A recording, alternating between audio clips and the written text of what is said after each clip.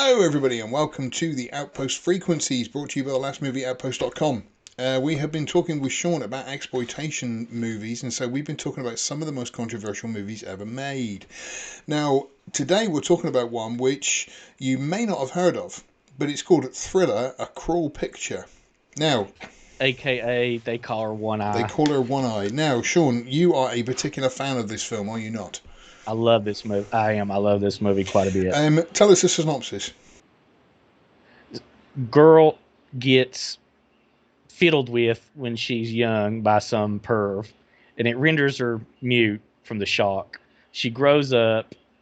One day she goes out on the town and gets picked up by some smooth pickup artist type who takes her home and promptly injects. He drugs her, knocks her out, starts injecting her with heroin. She wakes up fiending, and he basically tells her, "You're gonna be a sex slave for my business, and I'm gonna keep giving you your daily dose of heroin, and you're gonna like it." And so this starts. She doesn't take it too well at first and scratches one of the customers. So her punishment is, dude takes a scalpel, cuts one of her eyes out. Sorry, just to mention, what is quite a graphic scene. Yeah, in fact, the director filmed someone cutting a real eye of a real dead girl who had recently died. So they really did cut a corpse's eye for that scene. That's why, and it's done in very loving detail. You get to see a spurt of optical juices. I don't know what you call it.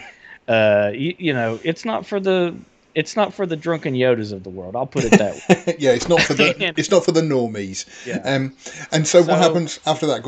So she befriends another hooker with a heart of gold, who advises her to charge a little extra and then save that money up so she can escape. She does that when she's turned loose for like her one day a week, because the guy knows she's going to come back.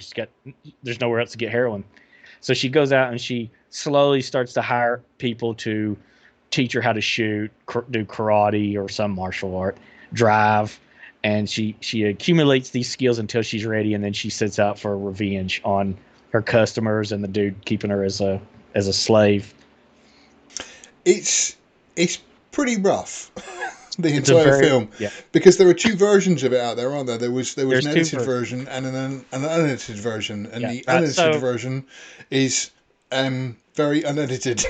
Yeah, so there's two versions: Thriller, A Cruel Picture, which is the movie that they added straight up hardcore XXX porno into. So every time one of the customers comes in, now the real actress didn't do the porno scenes; they just spliced it in, but it cuts to it's just porn. Yeah, it's not long. It's 4 or 5 minutes maybe. It seems long because you're not expecting it in a movie like this. When you sat down with your mum and dad watching the film, it's very uncomfortable. Yeah. Don't watch it with your 12-year-old daughter or anything. No. The other version is they call her One Eye, which is the same movie with all the porn cut out, and you can get that. You can buy both of these versions right now.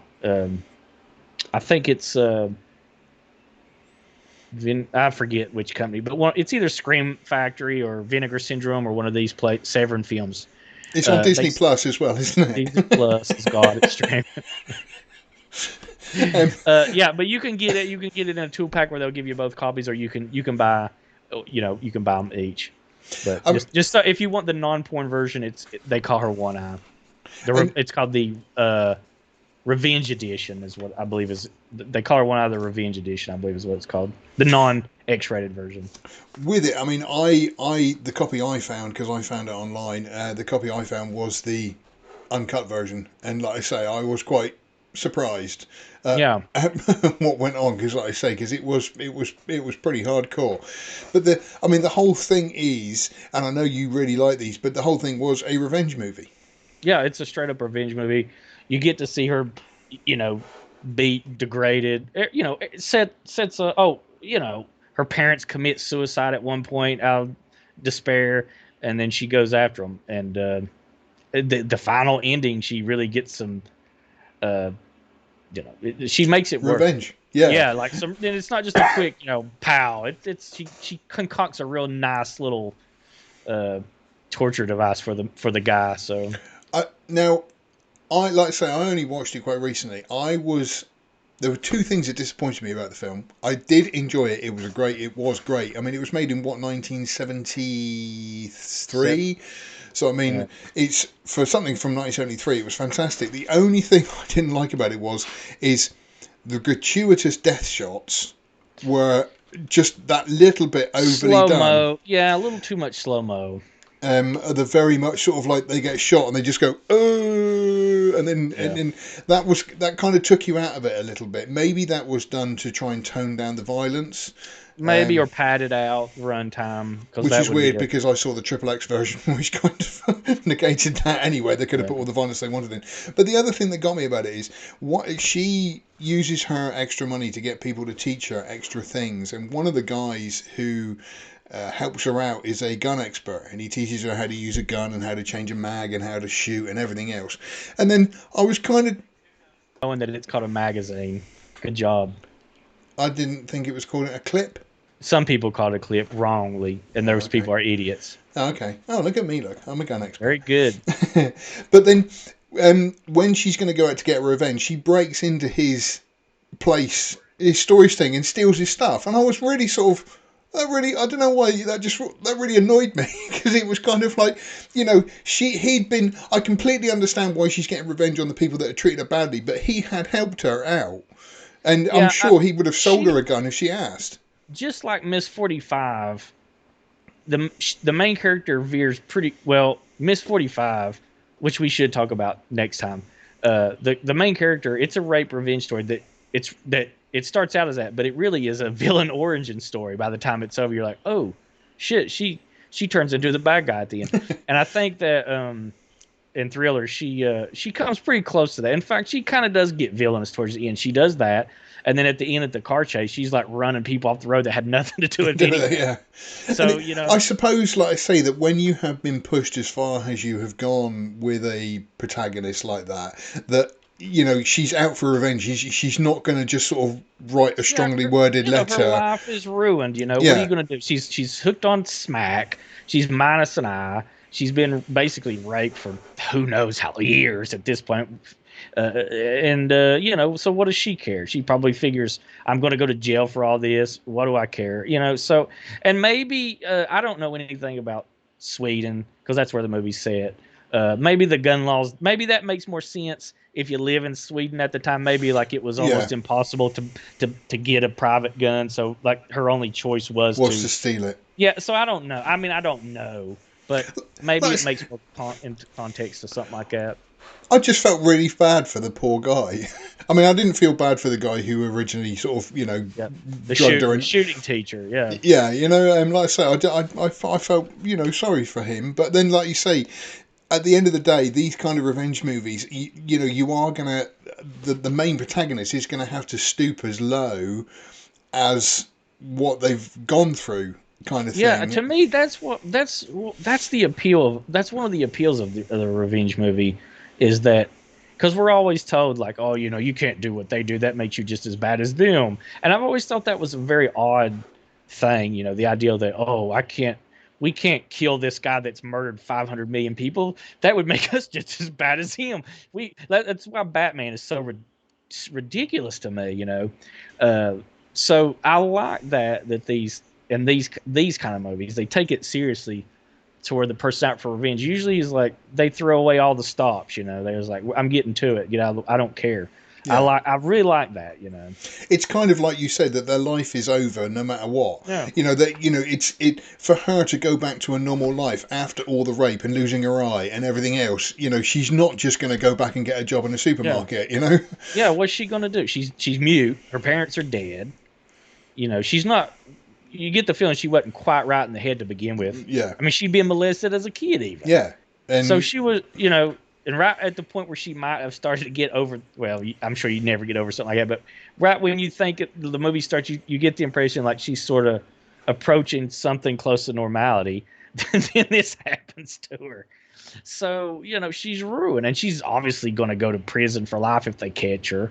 And they don't say that there are movies these days with strong female protagonists, and films like this, like I say, it's obviously not for everyone, but it has got a strong female protagonist because, again, if you put yourself in her shoes, I don't know how long I would have lasted. I would have probably killed myself long like the beforehand. first day. I would have Yeah, just OD'd on heroin or something. Yeah, but she is strong enough to come back and fight and get revenge on these people that, fair play to her. Yeah, I mean, she endures sex slavery. Yeah. For as long as it takes. Yeah, to get all the money together and everything. Yeah, it's quite a hard hitting movie. So I mean, again, on technical values and shock values, how would you rate Thriller a cool picture? I don't think not a cool picture. It's pretty cool. I don't think the shock value of it is all that high, but then I mean, at the time it probably was. I mean, I don't know. The eyeball gouge is pretty shocking. The actual death scenes are not. Yeah, the brilliant. Death scenes themselves are not. Yeah, it's a 5 out of 5 good movie. Maybe we're talking recommending the non-porn version here on in this case, because the porn version kind of takes you out of it a little bit much. It doesn't add anything to it. Yeah, it doesn't add anything. If you're going to watch porn, you watch it to be excited. Where you're not going to get excited in between these scenes because technically she's being raped. So I mean, it's just it seemed strange to put those scenes in. So rating the movie without the porn scene, it's a 5 out of 5. Technically, it's done pretty well. The slow mo, I don't hate it, but I don't like it. I don't. It's. I mean, maybe a 4.5 out of 5, just because of it loses a point or two. Yeah, a little bit of that. Yeah. That was a mistake, I think. But it's still I give it my highest recommendation. I did a review for it on the website. I think that's what made me watch it in the first place. Was the review you put up. I mean, it's a great movie. It's not that shocking by today's standards, but the eyeball. I mean, the subject matter. She's raped. She's molested. That's pretty controversial stuff even now, obviously. Yeah. And that real, a real eyeball being scalpeled is pretty shocking. I'm sure for a lot of people. So I'd say it's not the most shocking movie, but it's a good movie. I wouldn't rate it as shocking as Serbian film. No, but it's like you say, shock value wise, it's not high on the list, but it is a good revenge film. But it's the whole story subject is very just uncomfortable watching. Very seedy, sleazy. Yeah, everything about it's a great exploitation movie. Yeah, I'll put it there. Okie doke, and so that was Thriller, A Cruel Picture. Not to be confused with a Michael Jackson music video. If you're going to rent one out, be really careful.